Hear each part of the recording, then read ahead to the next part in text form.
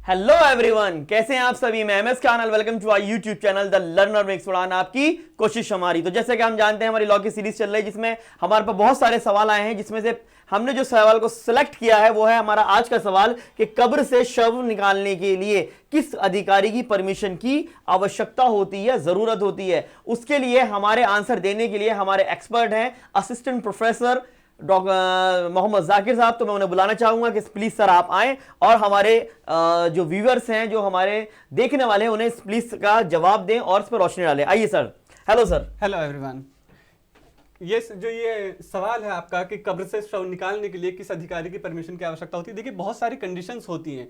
जब भी किसी की डेथ इस तरह से हो जो सस्पिशियस हो, या उसकी मौत का कारण जाना जाए और उसको दफना दिया गया हो, या उस शव को जो है कब्र में डाल दिया गया हो, तब ऐसी कंडीशन होती है कि कभी कभी लगता है कि इसकी जो डेथ हुई है वो अगर सस्पिशियस है, तो कोई रीजन जाना जाए कि वो डेथ उसकी क्यों हुई या किस तरीके से पोस्टमार्टम वगैरह किया जाए, तब ये प्रोविजन हमारा जो सीआरपीसी की सेक्शन जो 176 का जो सब सेक्शन 3 है, उसमें ये प्रोविजन दिया गया है कि मजिस्ट्रेट की परमिशन लेकर उस शव को हम कब्र से बाहर निकाल सकते हैं। मतलब कुछ हम सिंपल वर्ड में ये कहें कि कोई ऐसा डेथ, अचानक आकस्मिक डेथ हो गई है और बाद में उसके घर वालों को लगता है कि नहीं ये डेथ नहीं थी, एक तरह का मर्डर था, तो वो याचिका दायर करके किसी तरह से या कोई एप्लीकेशन देकर वो अपने शव को निकलवा सकता है। हाँ जी, बिल्कुल यही बात है कि अगर उनके घर वालों को लगता है या किसी और को लगता है या पुलिस की रिपोर्ट में इस तरह की कोई चीजें निकल कर आती है, उनको लगता है कि जो डेथ थी वो सस्पिशियस थी, तो वो इसमें एक एप्लीकेशन दे सकते हैं और मजिस्ट्रेट उसके लिए उनको परमिशन देगा।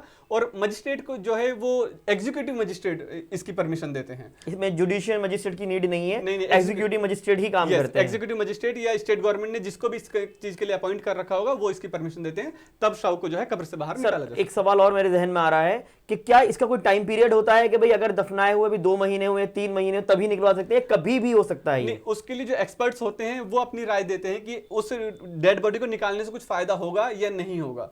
जो भी मतलब जो सीएमओ वगैरह होते हैं, चीफ मेडिकल ऑफिसर्स होते हैं, तो उनसे उनकी राय ली जाती है अगर ज्यादा टाइम हो जाए। जैसे कुछ कंडीशन इस तरह की, मान लो यही डिस्प्यूट है कि वो डीएनए उसका लेना है, तो डीएनए तो 1 साल के बाद भी निकाला जा सकता है। उसकी अगर जो पता है कि एग्जैक्ट डेड बॉडी कहाँ पर उसकी दफन की गई है, तो डीएनए मैच किया जा सकता है, तो उस कंडीशन में तो पता चल सकता है। या उसका कोई और टेस्ट होगा, तो जो मेडिकल एक्सपर्ट्स होते हैं वो उसको बताते हैं कि हमें डेड बॉडी को निकालने से कुछ फायदा हो सकता है या नहीं हो सकता।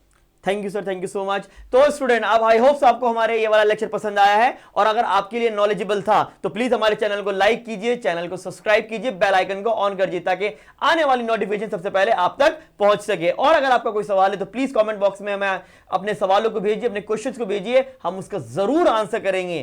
Thank you so much. जय हिंद, जय भारत।